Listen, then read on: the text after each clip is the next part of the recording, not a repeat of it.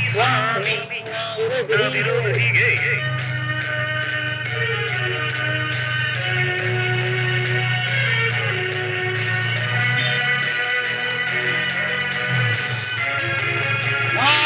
ಸ್ವಾಮಿ ನಾವಿರೋದು ಹೀಗೆ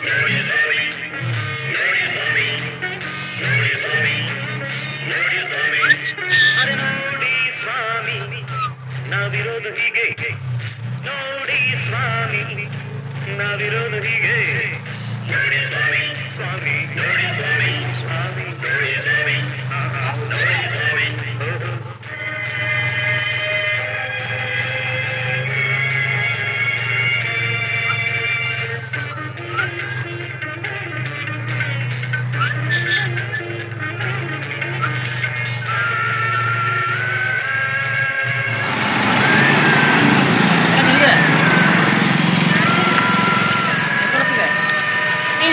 ಆಯ್ತು 500 ರೂಪಾಯಿ ಕೊಡಿ ಬನ್ನಿ.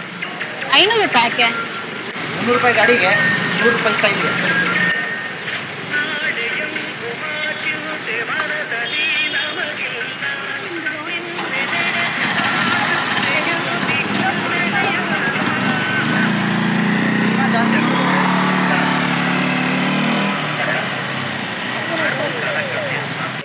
ಹಂಗೇನಿಲ್ಲ, ಎಲ್ಲ ಕಿರಣ್ ಸರ್, ಮತ್ತೆ ಹೇಗೆ ನಡೀತಿದೆ ಪ್ರಮೋಷನ್ಸ್ ಎಲ್ಲ? ಆಟೋದಲ್ಲೇ ಎಲ್ಲ ಆಟೋದಲ್ಲೇನಾ ಅಥವಾ ಹೇಗೆ? ಇಲ್ಲ ಏನೇ ಸಿಕ್ಕಿದ್ರೆ ಎಲ್ಲ ಕಡೆ ಮಾಡ್ತಾ ಇದ್ದೀವಿ. ಅಲ್ಲ ನೀವು ಬಿಡಿ, ನಿಮ್ಗೆ ಡೈಲಾಗ್ಸ್ಗೆ ಇಷ್ಟು ಫ್ಯಾನ್ಸ್ ಇದ್ರೆ ನಿಮ್ಮ ಸ್ಟೈಲ್ಗೆ ಒಂದಿಷ್ಟು ಫ್ಯಾನ್ಸ್.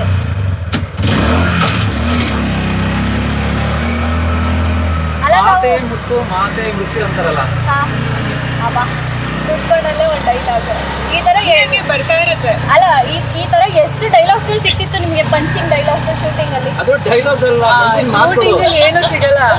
ಕೆಲವು ಸರಿ ಏನಾಗುತ್ತೆ ಅಂದ್ರೆ ಪಕ್ಕದಲ್ಲಿ ಬರೋ ಯೋಗ್ಯತೆ ಇದ್ರೆ ತಲೆ ಮೇಲೆ ಕೊಟ್ಬಿಡ್ತೀವಿ. ಆಗ ಅನುಭವಗಳಿಗೆಲ್ಲ ಬರೋ ವಾಣಿಗಳಿವೆಲ್ಲ.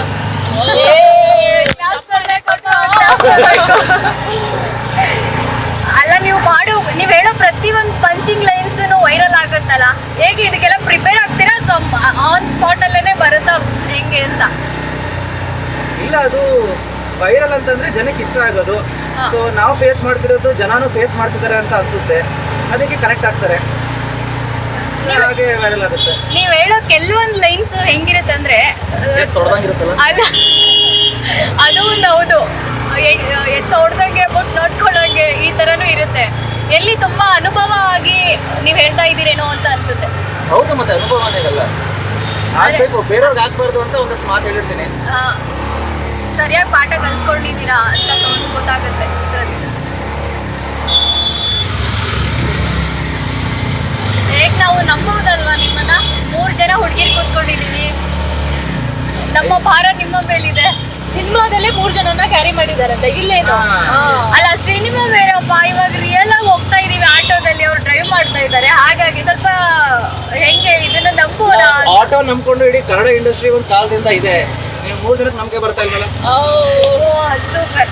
ಅಲ್ಲ ಇದು ಇಂಟರ್ವ್ಯೂ ಎಂಟವರೆಗೂ ನೀವು ಈ ತರ ಹೇಳ್ತಾ ಇರ್ತೀರಾ ಅಂತಾನೆ ಅನ್ಸುತ್ತೆ ನನ್ಗಂತೂ. ಬರುತ್ತೆ ಇನ್ನೂ ಬರುತ್ತೆ, ಚೆನ್ನಾಗಿರುತ್ತೆ. ಅಲ್ಲ ನೀವ್ ಹೇಳಿ, ಅವ್ರುಗಳು ಈ ತರ ಹೇಳ್ತಾ ಇರ್ತಾರಲ್ಲ, ನೀವ್ ಯಾವ ತರ ಎಂಜಾಯ್ ಮಾಡ್ತಾ ಇದ್ದೀರಾ? ನೀವುಗಳೇನ್ ಕಲ್ತ್ಕೊಂಡಿದ್ದೀರಾ? ಆಕ್ಚುಲಿ ಹೇಳ್ಬೇಕಂದ್ರೆ ನಮ್ಮ ಹತ್ರ ಹೇಳ್ತಿರ್ಲಿಲ್ಲ, ನೀವು ಇದೀರಾ ಅಂತಾನೆ ಹೇಳ್ತಿರೋದು. ಏನ್ ಸರ್ ಇವ್ರು ಹಿಂಗ್ ಕಂಪ್ಲೇಂಟ್ ಮಾಡ್ತಿದ್ದಾರೆ? ಕಂಪ್ಲೇಂಟ್ ಅಲ್ಲ ರೀ, ನಿಮ್ಗೆ ಹೊಗಳ್ತಿರೋದು. ಅಲ್ಲ ನನಗೆ ಹಂಗ ಅನ್ಸಿಲ್ಲ, ನಮ್ಗೆ ಹೇಳಿಲ್ವಲ್ಲ ಇವರು, ನಾವಿದಾಗ ಯಾಕೆ ಹೇಳಿಲ್ಲ ಅಂತ ಪಾಪ ಬೇಜಾರು. ಫ್ಯಾನ್ಸ್ಗಳಿಗೆ ಹೇಳ್ತಾ ಇರೋದು ಸರ್. ನೀವು ರಿಪೋರ್ಟರ್ ತಾನೆ, ನಿಮ್ಮಿಂದ ಒಂದು ಬೇಡಿಕೆ ಇದೆ. ಇಲ್ಲಿ ನೋಡಿ, ಆಟೋದವ್ರಿಗೆ ಪಾರ್ಕಿಂಗ್ ಕೊಡಲ್ಲ ಥಿಯೇಟರ್ ಅಲ್ಲಿ, ಅದಕ್ಕೆ ಕಡಿಮೆ ಆಗ್ಬಿಟ್ಟಿದೆ ಈಗ ಆಟೋದವರು ಥಿಯೇಟರ್ ಹೋಗೋದು. ಅದಕ್ಕೆ ವ್ಯವಸ್ಥೆ ಮಾಡ್ಕೊಡ್ಬೇಕಲ್ಲ, ನೀವು ಧ್ವನಿ ಇರ್ಬೇಕಲ್ಲ. ಹೌದೌದು, ಖಂಡಿತ ಮಾತಾಡೋಣ ಸರ್ ಇದ್ರ ಬಗ್ಗೆ. ನೋಡಿ, ಕಾರ್ಗೆ 50 ರೂಪಾಯಿ ಟಿಕೆಟ್ ಸಿಗುತ್ತೆ ಅಂತ ನಮ್ಮ ಒಳಗಡೆ ಬಿಡಲ್ಲ, ಎಲ್ಲರೂ ನಿಲ್ಸ್ಕೊಂಡು ಹೋಗ್ಬೇಕು. ಬರೋಷ್ಟರಲ್ಲಿ ಪೊಲೀಸರು ಎತ್ಕೊಂಡು ಹೋಗಿರ್ತಾರೆ, ಇಲ್ಲ ಚೇಂಜ್ ಮಾಡ್ಬಿಟ್ಟು ಹೋಗಿರ್ತಾರೆ ಲಾಕ್ ಮಾಡಿ. Full loss. ಹೌದು ಸರ್, ಇದು ಇಷ್ಟು ನೀವು ಈ ಆಟೋ ಡ್ರೈವರ್ಸ್ ಆಟೋ ಬಗ್ಗೆ ಇಷ್ಟು ತಿಳ್ಕೊಂಡಿದ್ರೆ, ಪರ್ಸನಲ್ ಏನಾದ್ರು ಕನೆಕ್ಷನ್ ಇದೆಯಾ ಹೇಗೆ ನಿಮ್ಮ ಲೈಫ್ಗೆ? ಹೌದು, ನನಗೆ ಅಲ್ಲಿ ಸ್ಕೂಲ್ಗೆ ಹೋಗ್ಬೇಕಾದ್ರೆ ಬಸ್ ಕಾಯ್ತಾ ಕೂತಿರ್ತೀನಲ್ಲ, ಅದು ಆಟೋ ಸ್ಟ್ಯಾಂಡ್ ಅದು. ಸೊ ಅಲ್ಲಿ ಎಲ್ಲ ಪರಿಚಯ ಇದ್ರು, ಆಗಾಗ ಅವ್ರು ಕಷ್ಟ ಹೇಳ್ಕೊಳ್ಳೋರು, ನಾವು ಆಗಾಗ ಗಾಡಿ ಓಡಿಸ್ತಿದ್ದೆ. ಆದ್ರೆ ಆಟೋನೇ ಸ್ಕೂಲ್ ಹೋಗೋ ಟೈಮಲ್ಲಿ ಆಟೋ ಓಡಿಸ್ತಿದ್ರಾ? ಹಾ ತಗೊಂಡ್ ಮಡಿಕೇರಿಗೆಲ್ಲ ಹೋಗ್ಬಿಡ್ತಿದ್ದ ನಾವು. ಆಟೋ ತಗೊಂಡ್ ಮಡಿಕೇರಿಗ? ಹೌದು. ಹೇಗ್ ಸರ್ ಇದು ಸಾಧ್ಯ, ಆಟೋದಲ್ಲಿ ಮಡಿಕೇರಿ? ಸಾಧ್ಯ. ನೋಡಿ ಎಲ್ಲ ಬೈಕ್ ತಗೊಂಡ್ ಹೋಗಿರ್ತಾರೆ, ಇವ್ರು. ಕಾರ್ ತಗೊಂಡ್ ಹೋಗಿರ್ತಾರೆ, ಆಟೋ ತಗೊಂಡ್ ಹೋಗಿರೋರು ನೋಡಿದೀರಾ? ಅದೇ ಕಡಿಮೆ ಬೀಳುತ್ತಲ್ಲ. ಅಲ್ಲ, ಆಟೋದಲ್ಲಿ ಹುಡುಗಿರ್ ಕೂರಿಸ್ಕೊಂಡು ಹೋಗ್ತಿದ್ರೆ ಹುಡುಗರು ಏ ಇಲ್ಲ, ಈ ಸೌಭಾಗ್ಯ ಮೊದಲನೇ ಸಲ.